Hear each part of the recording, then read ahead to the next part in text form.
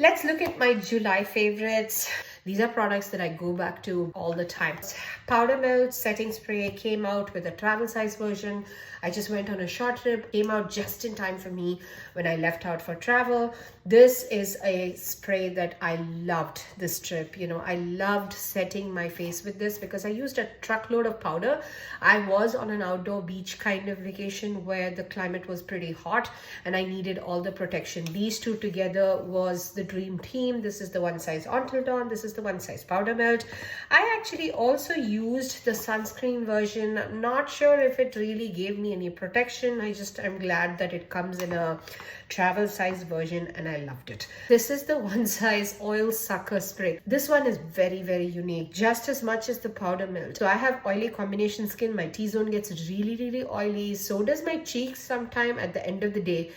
I sprayed this right after putting on my makeup one day and you can literally see this is such a beautiful product and I fell in love. I used it another day specifically because my cheeks were getting oily because of the blush that I had put on. It was a glowy blush, plus I was also getting oily for some reason that day.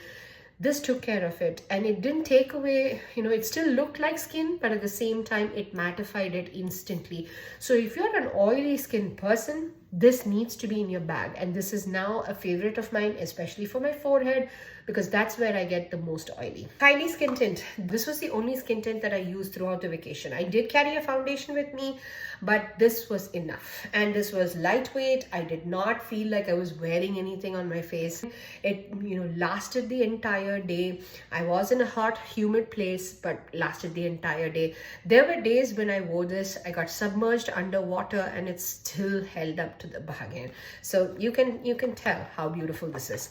This is the Morphe Cheek Thrills Bronzing Duo in Tulum Trip. Now, I haven't hit pan on a lot of my products, but as you can see, I barely had this product like maybe 1.5 months ago, and I am pretty close to finishing this.